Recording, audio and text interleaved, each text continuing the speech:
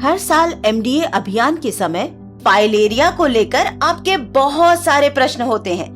आशा दीदी ये बताइए, आशा दीदी वो बताइए।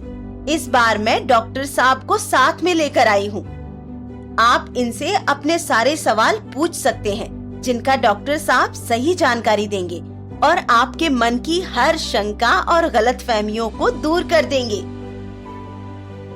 डॉक्टर साहब, ये फाइलेरिया वाइलेरिया मुझे तो नहीं होगा? जी नहीं, ऐसा कुछ लोग सोचते हैं, पर ये सच नहीं है। फाइलेरिया किसी को भी हो सकता है। ये मच्छर के काटने से होता है और मच्छर तो किसी को भी काट सकता है ना? फाइलेरिया किसी भी उम्र में हो सकता है। जो लोग संक्रमित क्षेत्र में या किसी संक्रमित व्यक्ति के आसपास रहते हैं, उनको संक्रमण होने का खतरा ज्यादा होता है। पर डॉक्टर साहब, ये बीमारी बच्चों को तो नहीं होता है ना? नहीं दीदी नहीं, मच्छर किसी की उम्र देखकर नहीं काटता। ऐसा है, मच्छर से बीमारी शरीर में आने के बाद इसका लक्षण प्रकट होने में लंबा समय लग जाता है। कोई युवा अगर फाइलेरिया से पीड़ित है तो जरूर ही उसको मच्छर ने बचपन में काटा होगा। डॉक्टर साहब, हम एमडीए अभियान में जो दवा देते हैं उसके बारे में भी लोग सवाल पूछते हैं। जरूर पूछिए ना, क्या सवाल है आपका? डॉक्टर साहब, हम तो सुने थे कि फाइलेरिया से बचाव की दवा दूसरी कोई अन्य दवा के साथ नहीं ली जा सकती है। जी नहीं, ये दवा सुरक्षित है और अन्य किसी भी दवा के साथ ली जा सकती है। सिर्फ और सिर्फ गंभीर रूप से बीमार व्यक्ति, 2 साल से कम उम्र के बच्चे और गर्भवती महिलाओं को ही दवा ना लेने की सलाह दी जाती है। फाइलेरिया तो सुना था कि अपने माँ बाप से आता है, यानी वंशानुगत बीमारी है। जी नहीं, ये बीमारी वंशानुगत नहीं है। ये मच्छर के काटने से होने वाली बीमारी है और ये किसी को भी हो सकती है। डॉक्टर साहब, ये दवा सरकार से मुफ्त में मिलती है, तो क्या ये असरदार होती है?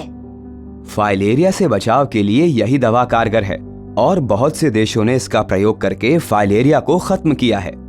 ये दवा सभी फाइलेरिया प्रभावित क्षेत्रों में खिलाई जाती है, अतः इसको स्वास्थ्य कर्मी के सामने खाना अनिवार्य है। हमको तो किसी ने बोला था कि केवल एल्बेंडाजोल टैबलेट का सेवन करना चाहिए, अन्य दवा का नहीं। नहीं, फाइलेरिया की रोकथाम के लिए केवल एक दवा प्रभावी नहीं है। सभी को सारी आवश्यक दवाओं का सेवन करना चाहिए। सुना है फाइलेरिया से बचाव की दवा शरीर में गर्मी पैदा करती है। बिल्कुल नहीं दीदी, ये शरीर में गर्मी पैदा नहीं करती और पूरी तरह सुरक्षित है। डॉक्टर साहब, क्या ये सही है कि पुरुषों में हाइड्रोसील यानी के अंडकोशों में सूजन साइकिल चलाने और कड़ी मेहनत के कारण होती है? नहीं, हाइड्रोसील एक प्रकार का फाइलेरिया ही है जो संक्रमित मच्छर के काटने से ही होता है। साइकिल चलाने एवं कड़ी मेहनत करने से ये नहीं होता। पर ये बीमारी तो सिर्फ उन लोगों में होती है जो खारा पानी वाले क्षेत्र में रहते हैं। जैसा कि मैंने बताया, फाइलेरिया सिर्फ मच्छर के काटने से फैलता है और ये किसी को भी हो सकता है। डॉक्टर साहब, सब बोलते हैं कि ये बीमारी सिर्फ गरीब लोगों में ही होती है। ऐसा बिल्कुल नहीं है। ये बीमारी किसी को भी हो सकती है। मच्छर काटने के समय अमीर गरीब जाति और लिंग का फर्क नहीं करते। याद रहे, फाइलेरिया के रोकथाम के लिए मच्छरदानी का प्रयोग करें, अपने आसपास जल जमाव न होने दें और एमडीए के दौरान सरकार द्वारा मुफ्त दी जाने वाली फाइलेरिया से बचाव की दवा खाएं। फाइलेरिया का एक ही इलाज, इसे होने ही ना दें। धन्यवाद डॉक्टर साहब, आपने हमारी आंखें खोल दी।